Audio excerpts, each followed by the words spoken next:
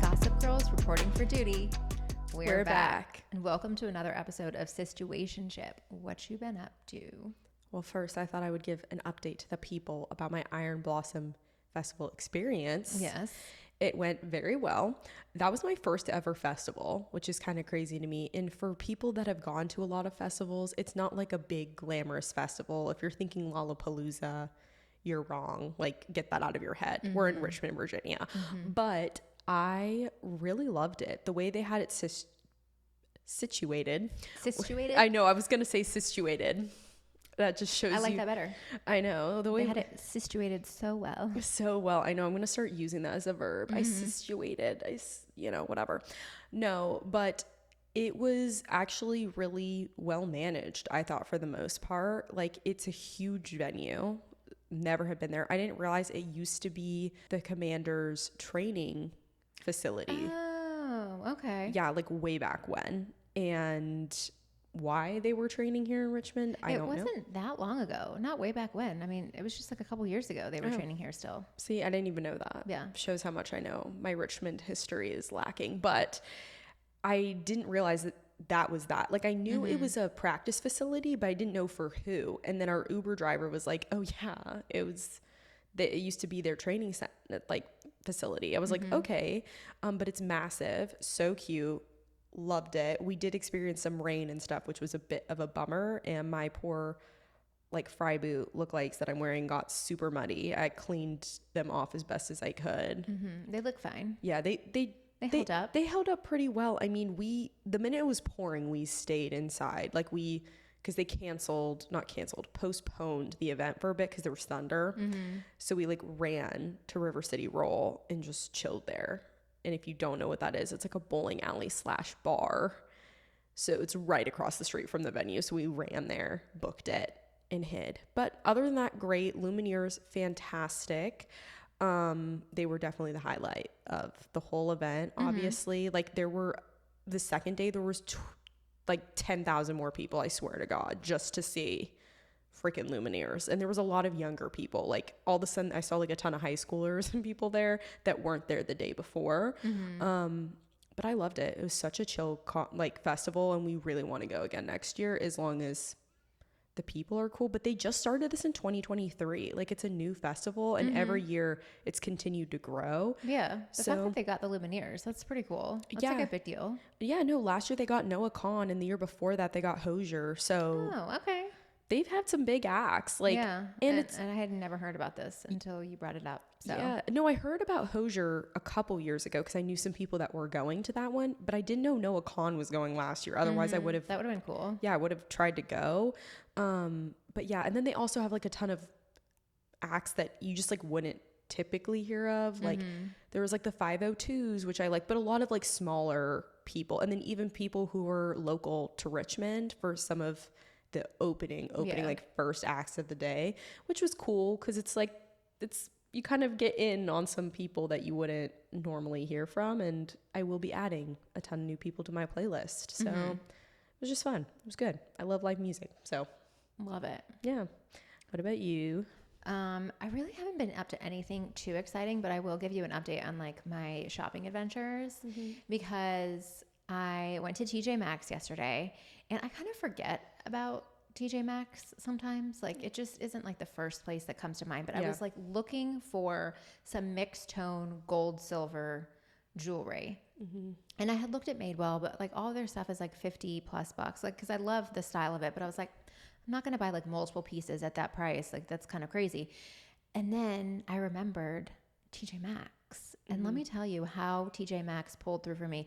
There's so many good things. Their bag selection right now, they must have just restocked. Yeah. I probably spent an hour in there looking at bags and jewelry, and that's it. I didn't even really do any of the clothes, but I always love their jewelry, and it's better quality because I had also gone to Target and looked, and their stuff was, between 10 to 20 bucks. I'm you're getting way higher quality stuff at TJ Maxx, and it's the same price.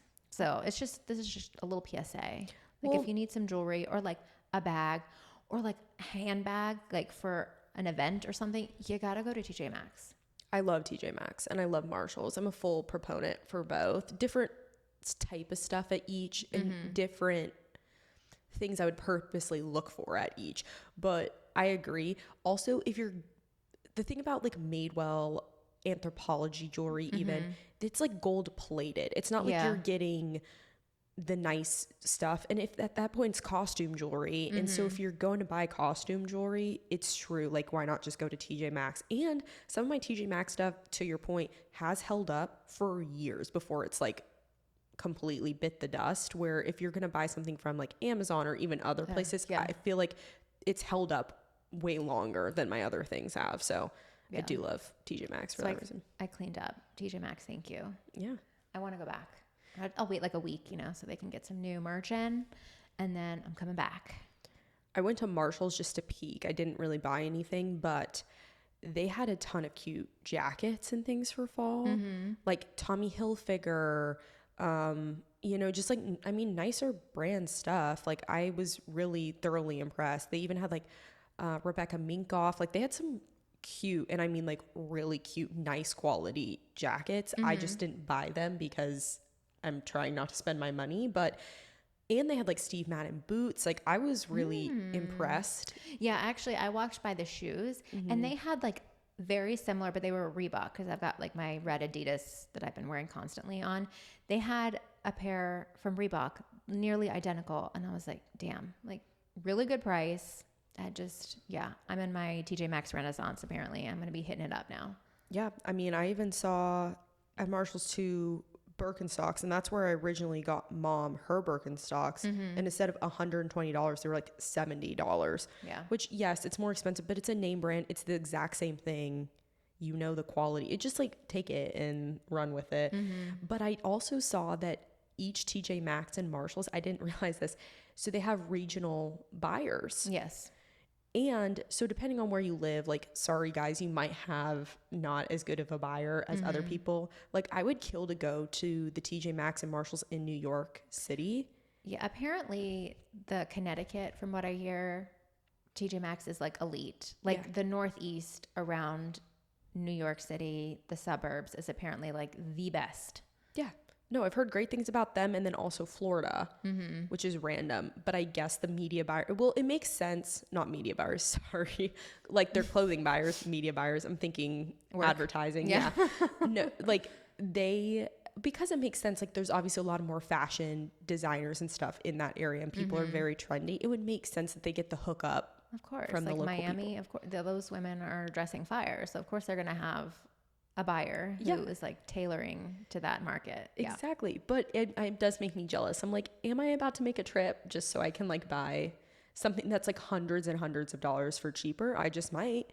But frankly, I am happy actually with the stuff that we have at ours. I mean, yes, it can be very hit or miss, but that's like, I mean, it's like when you go thrifting, like you find something great or you can't. Yeah. But it also gives you such a thrill when you do find something good for like a third of the price. It's the hunt. It's the art of the hunt. Yeah. We were hunter gatherers. Yes. It's going back to our original purpose, and I will be gathering. It's fulfilling our ancestral needs to gather. Yeah. I'm like, okay, yes, I will go on the search. Yeah. And girl, I am gathering. I'm gathering those goods at your local TJ Maxx. Yeah. Not sponsored. Very much not sponsored. But it could be. We will never turn down a deal. Come on, TJX company. I've worked with you before. Okay, so then I also want to talk about like TV and some things that I have been seeing on the interwebs, like some hot topics. Have you seen the trailer for the Golden Bachelor? Okay, no. I just have seen his face, but I've heard some scandy things. What scandy things? Well, I heard something on TikTok about the fact that he was saying something about age not being a number, like he was recanting something, like he was kicking people off or something because they were too old. I don't know if it was too old or too young, but something along those. Now, granted, I'm the worst person to talk about this because I've not seen a single episode, but I saw something like that and people were pissed and were saying they didn't like him. Misinformation. Yes, I very well could. Fact check me. Fact check me every single time. I'm like, fact check. because I swear I get things wrong. But I saw a TikTok about it, and people. So it must be true. Well, I just saw that people in the comments were pissed about it, and I was like, "This is a lot of anger for an old man that like just started his Golden Bachelor journey." Yeah. I saw the trailer, and I was like, I don't know. I struggle. You know, we've talked about this plenty of times with the whole franchise, and I do like the Golden Bachelor, the idea of it. I think it's, you know, very wholesome and sweet, but I don't know if the trailer that I saw it didn't really grab my attention. I think I'm just going to be waiting for Taylor Frankie Paul to come in and just like revive the whole series, because I was like, meh. Yeah. It didn't captivate me. I mean, I get that. I haven't even watched a single episode of it. However, out of all of this like series, it's the one that most intrigues me. And I think it's just because it's so different than anything we're seeing on television right now.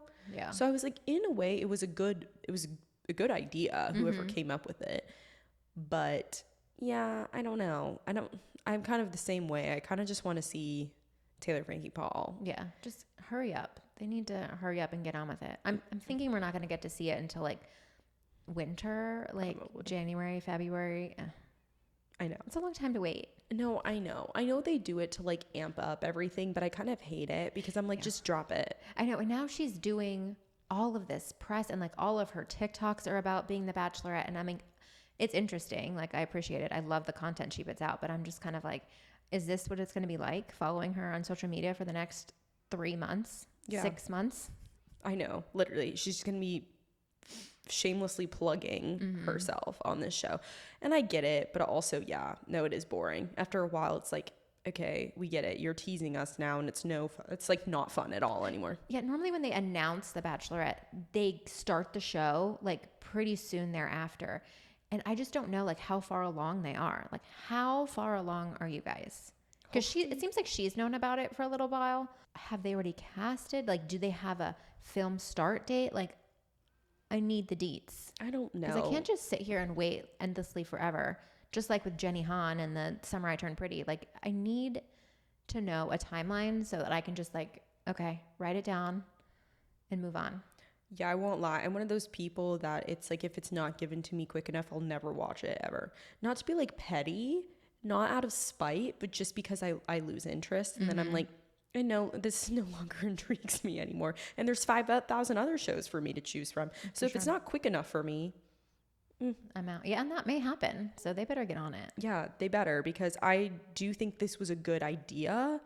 I don't know how well it's going to be executed. Yeah. But yeah, the sooner the better as far as I'm concerned. Please. Okay. I also saw that Madelyn Cline is dating a prince. Yeah. Did you see the pictures? I did. I'm here for this. She deserves it. You know, she's a beautiful girl. Yeah. She deserves to date a prince. Yeah. The last person I thought she was tied to was like Pete Davidson. Yeah, it was. And like Pete Davidson, I feel like he's cleaning up his life. Yeah. Which, like, good for him. I'm happy for him. He's one of those having people a baby. that a little baby. Having a baby. No, I mean, I'm happy for him, but yeah, I agree. I think them together, like, they're both attractive. The fact that he is a prince is like so cool. Yeah. Could you imagine being like, she would technically be then a princess? For sure. Yes. And isn't that crazy? The real question was, I wanted to know, how did they supposedly meet? Like, how did their circles intertwine? Because like, normally I would get it if, like, I just don't understand. I mean, maybe he's friends with other celebrities and that's how they got together. But in my mind, like, royals are a different level than celebrities, right? Like, they're in this like higher class, nicer niche thing, and celebrities are in their own new money world. Right. And I don't get how this works, how they were set up. Yeah, so I was like just scrolling this article about them to see if it says, and it really doesn't, but he was born in New York City, so okay. And he went to Georgetown in DC, so maybe he lives, stateside. Oh my gosh, he went to school near us. That's crazy, actually. I know. You had a chance and you didn't even know it. There was a prince in our midst. I know. That's so depressing. He's cute too. No, they like totally look great together. I agree. They make sense in my mind because overall, like, she's a little funny. I think she's let her personality show more and more. but I've always kind of seen her as pretty classy overall. Yeah. Like, I don't know. I just get this vibe that she's like very private and she likes things a certain way. I don't know. I like her. I won't lie. I like her. And she's very beautiful and she's young. And I've kind of wanted her to be with something cute and young. This is what it always comes back to. This is my problem with celebrities. I'm like, you're cute, you're young, you have a lot going for you. And then they end up with some loser. And like, I was about to say Pete Davidson, and then you said loser, and I was like, ooh. Well, we don't want to call him a loser. No, he's not a loser. Again, I really think, but there's like a certain type of guy, and like Pete Davidson kind of falls into that category of like random comedians, like rappers, like all these things, and I'm like, stay away, stay far, far away. Like, can't you be with? And this is a perfect example of free will. Like, you had the free will to run into a prince, and you're not going to go for the prince. I personally would go for the prince over the comedian / athlete / rapper any day of the week. Oh, yeah. Why be a wag when you can be a princess? So for real. Like, clock it. I'm just saying, when they have all these people they could be introduced to, I'm like, why are you settling for the whack freaking rapper who, yes, okay, he has like chains or whatever, but what else? He probably has 10 girls in his phone right now. Get it together. And he's got a grill. Yeah, and he's got a grill. I can't stand. Nobody wants to kiss that. I cannot stand behind the grill. I'm so sorry. Either. I don't care how trendy they are. No. We'll briefly touch on Dancing with the Stars because neither of us watched the full thing. I'm so sorry. Sometimes it's like a full hour commitment when I really just care about like these little 2-minute dances. So I watched a few on the internet, but I didn't sit down and watch the whole episode. But I've just gotta again give major props to Whitney. She is my queen of Dancing with the Stars. She's just, if she doesn't take home that mirror ball trophy, I don't know who. Yeah. I mean, I guess Robert. Yeah. I would be happy with either of them, if I'm being quite honest.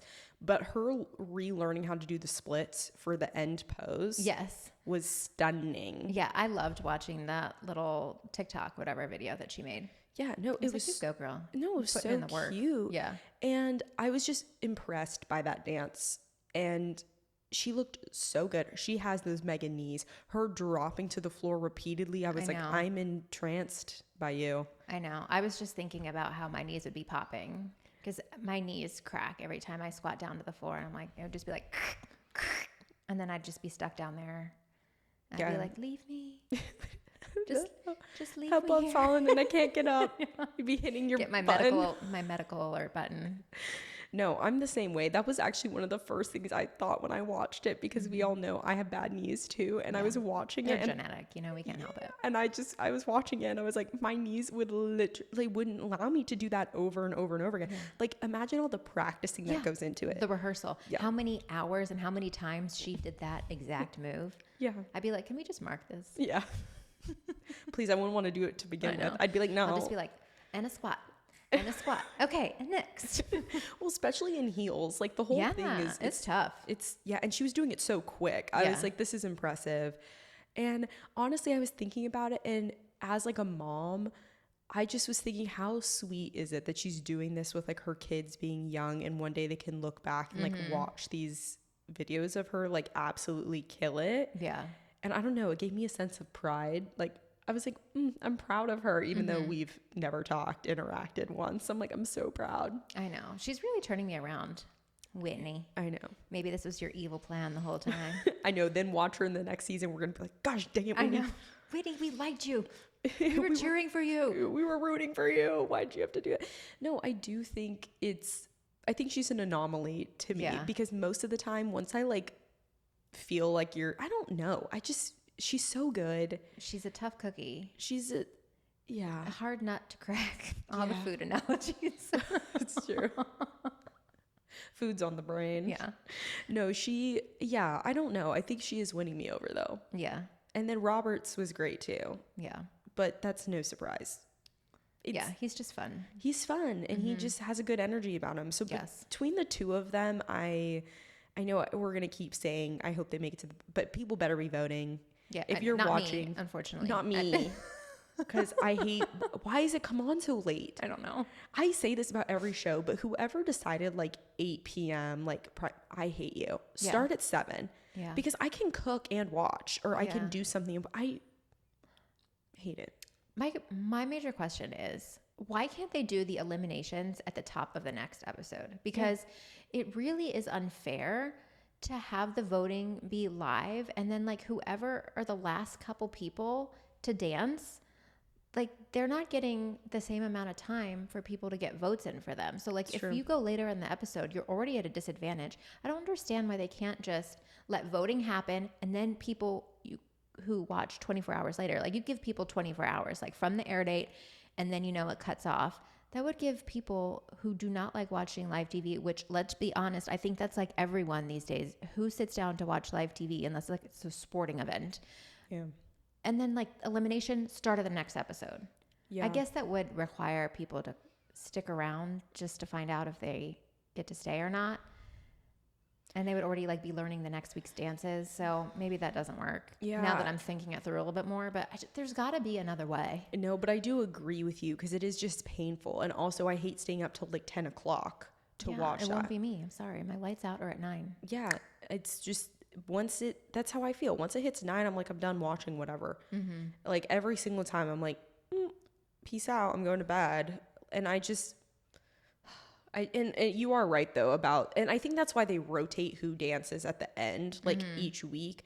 But it is true. Let's say like you're really close neck and neck with somebody else as the reason you're going to get voted off. And I guess too, like if you're neck and neck with someone, if it's coming down to the votes, it does suck that if you're the last one just picked randomly that evening, then you're put at a disadvantage to your opponent, because it does happen like that where they'll be given the exact same scores. I mean, a lot of them are given like the exact same scores. You just see it. They're not getting like super high scores yet. It's also early on, right? But Hilaria and Gleb made it the first elimination. But I was pleased to see, and I did send you this on social media, that Gleb is losing Instagram followers, like thousands. I think it's just from the Love Thy Nader. I think so too. I think the ladies are coming out and they're saying, no, Gleb, we not support you. Yeah. Like you're a 40-something-year-old man. Get it together. Acting like a child at the ripe age of 41 is crazy to me. Mm-hmm. Sorry. So let's get into the topic of the day. I recently saw this article from Newsweek about gossip, and it's kind of like turning the conversation around gossip on its head, because everyone is always told, like, you don't gossip, like it's impolite, don't talk badly about other people. But now there's been like multiple studies. There's like quite a few studies that have come out and said that gossip is actually really good for like relationships, and for your health. And this kind of makes me feel better because like this podcast is basically like one big gossip session. So I feel like we just got the big thumbs up that we can keep doing what we're doing. You're like, thank you. Science now says that we're doing this so healthy. Yes, we're helping you. We're helping us. Great. Yes, we're passing on information that you need to know. But I think that's important to like kind of distinguish that not all gossip is like the same. Yeah.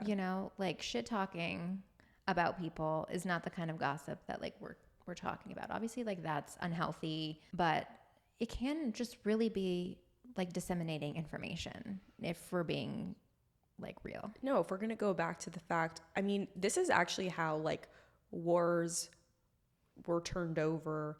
People survived like some very hard times.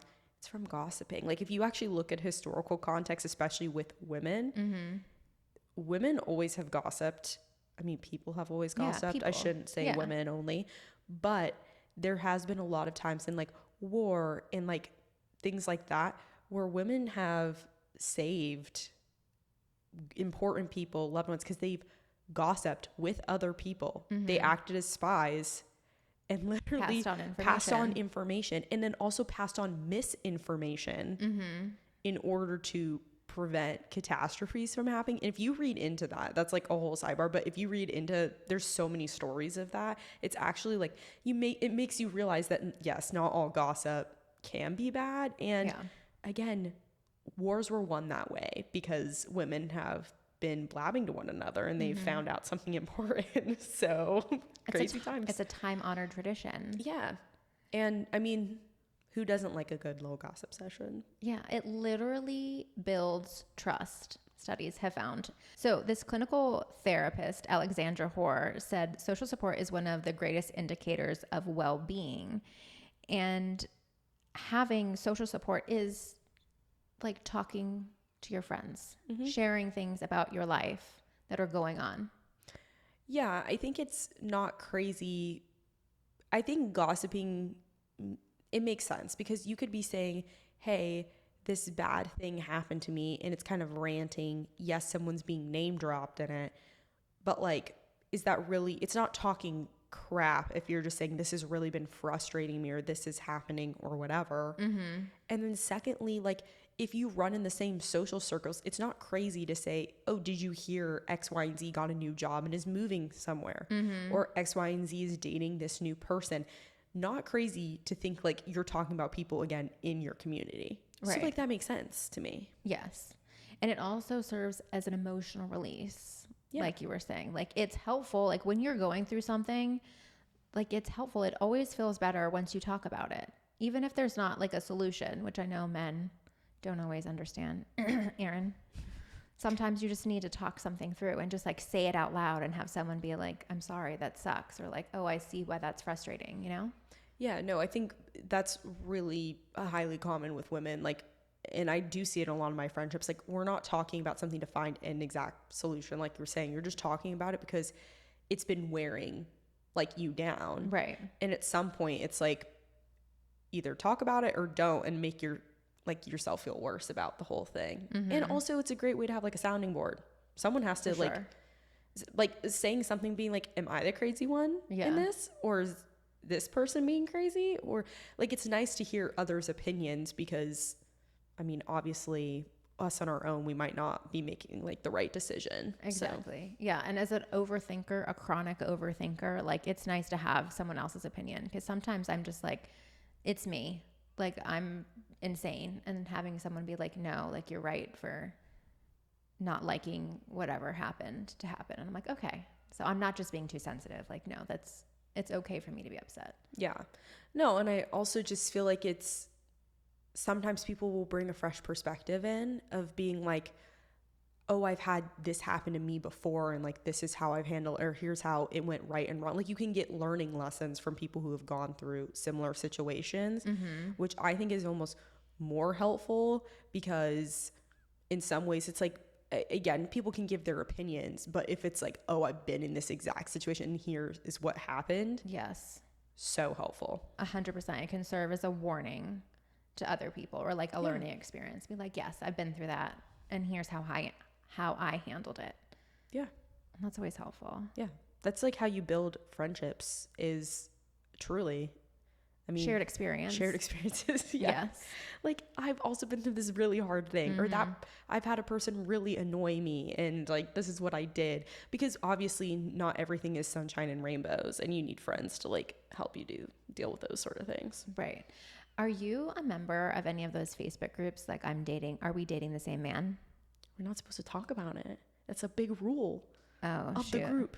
But well, yes, technically I am. Because I know of some that exist. We won't call them out specifically, but I know that they exist. Yes, no, there's a ton of them. Yeah. Yeah, and I kind of love that. It's like a gigantic gossip sesh, but it's all for the purpose of like being girls and saying like, this was my experience with this person. Yeah.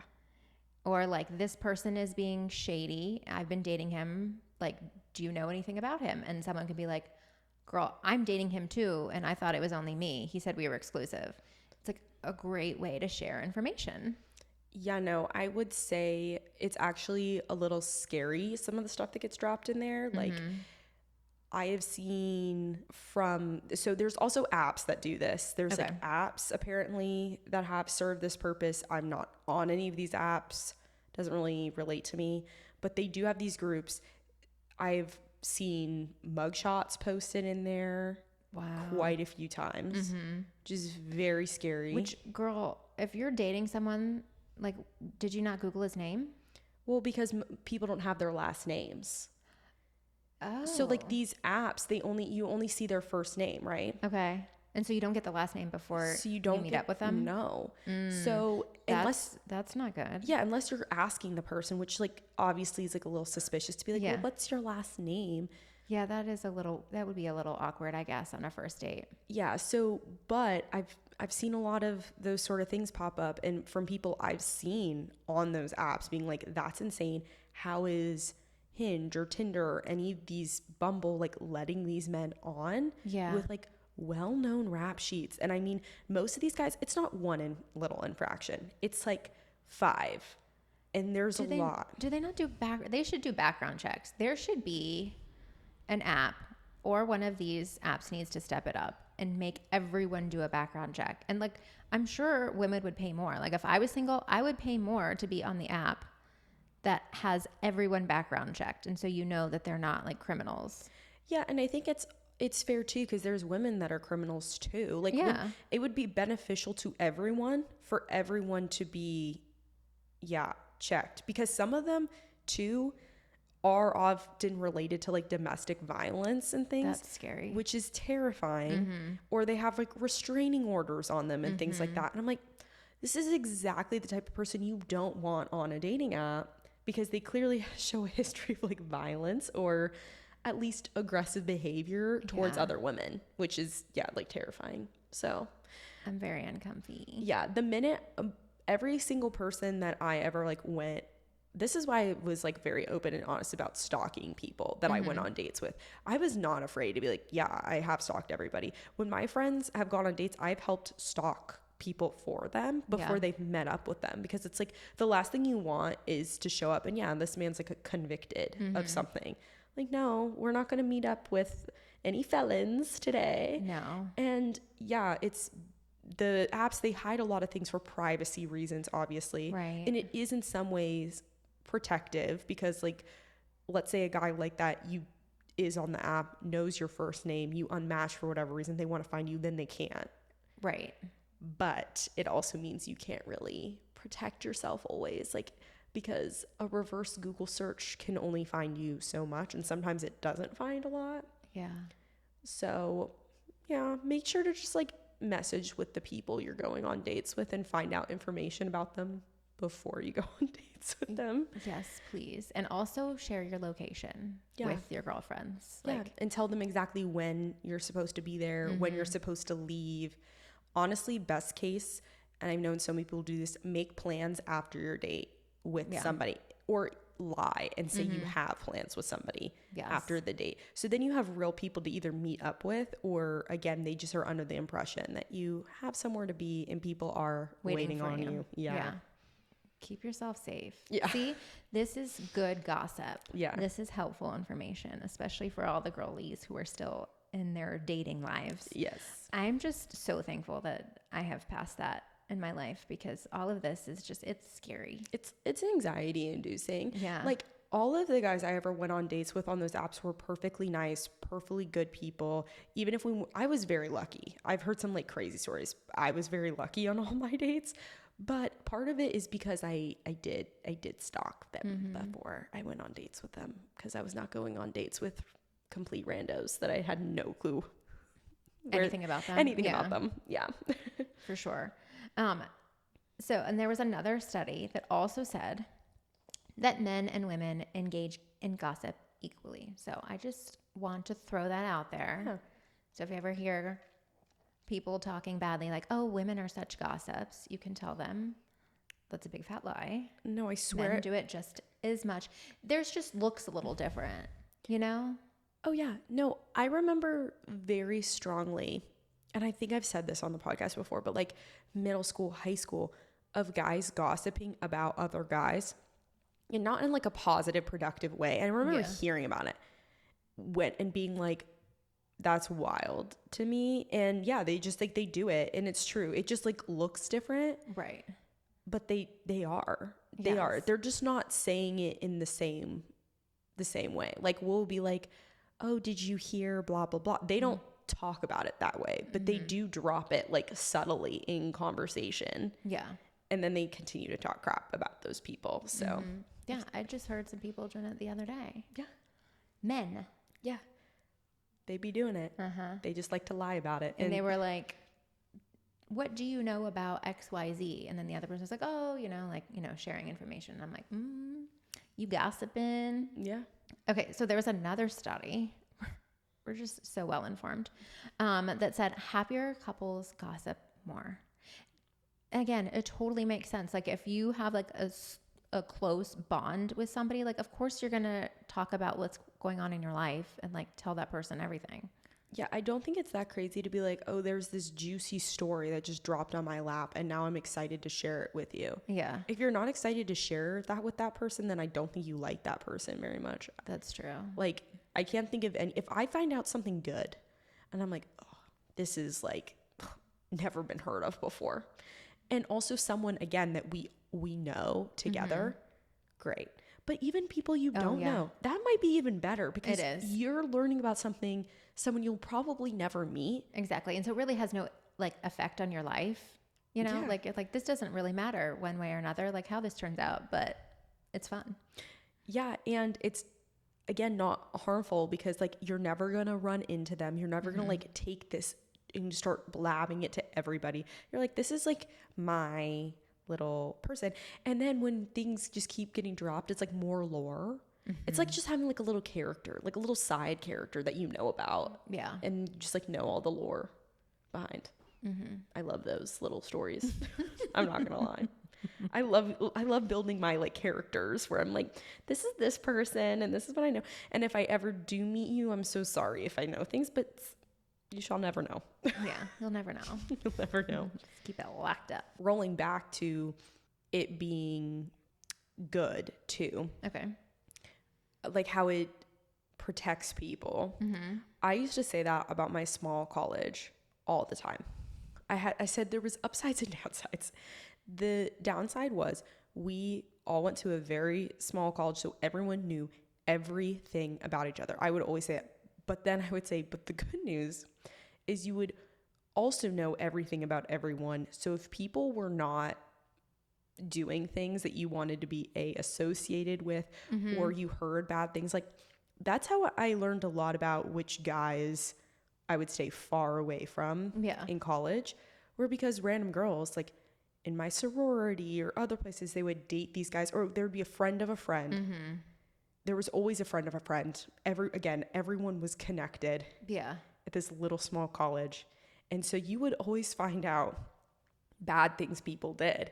And so in some ways too, I also felt it like kept people accountable because like, yeah, you can do something bad, but like people are going to find out about it. Right. And it's good. I think it's good in some ways to keep people accountable for some of their actions, especially if they do something really crappy. For sure. Then you're like, okay, I'm simply not going to talk to that person or interact with that person or like get close at least with them. Yeah. Typically. You can kind of figure out like if you have shared values or not.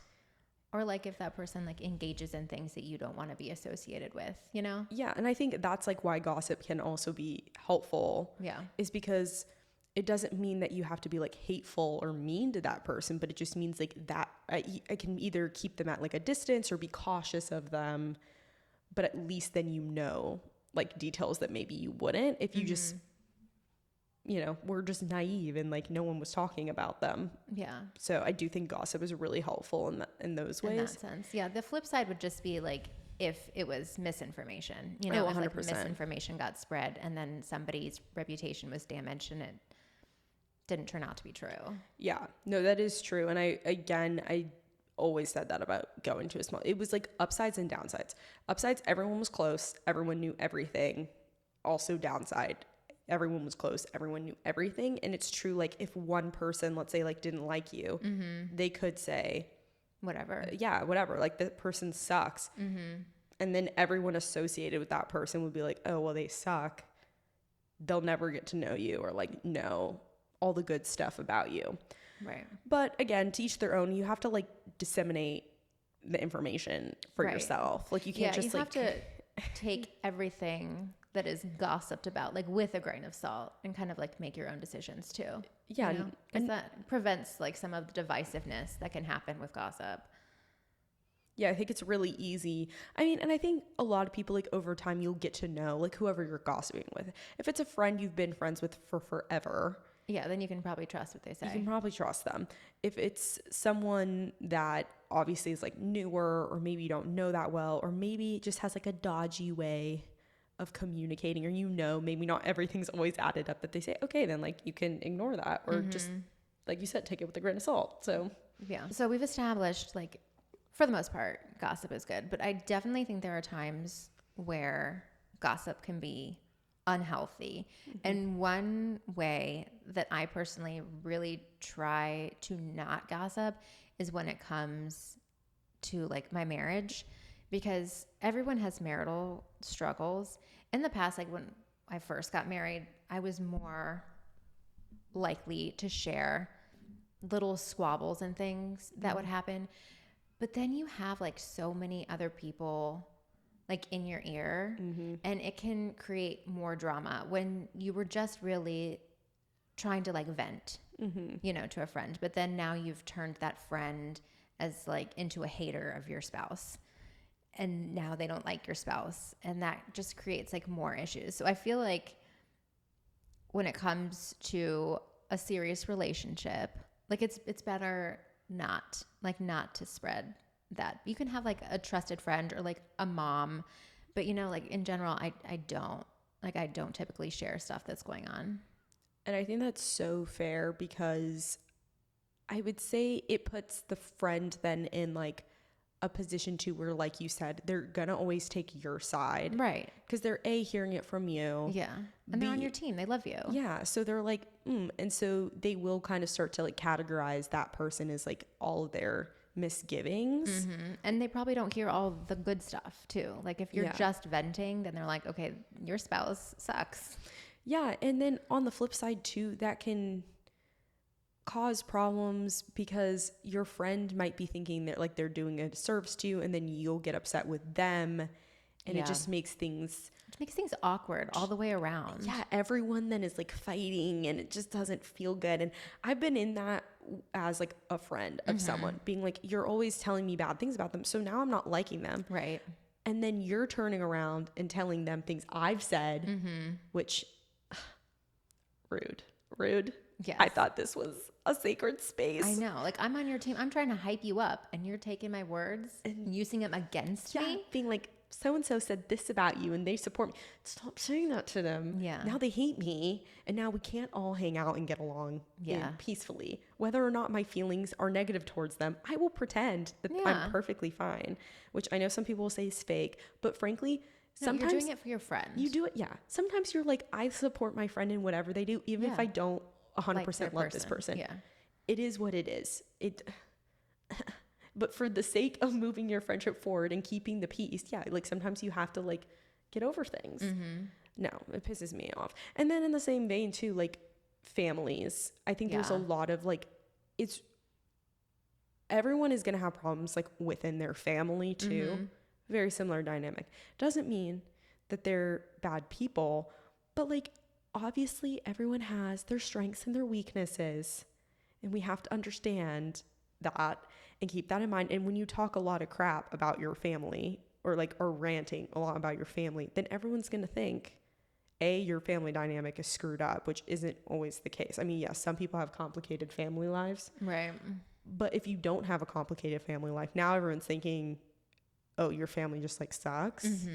And then also same thing, people might feel awkward or not want to be around your family. Yeah. Which is like, yeah, we all have, again, family drama sometimes. I it mean, just happens. Yeah. Dynamics, you have relationship dynamics, and people, you know, you're dealing with a lot of different people, different personalities and families. Like you're going to grind each other's gears sometimes. Like it just happens.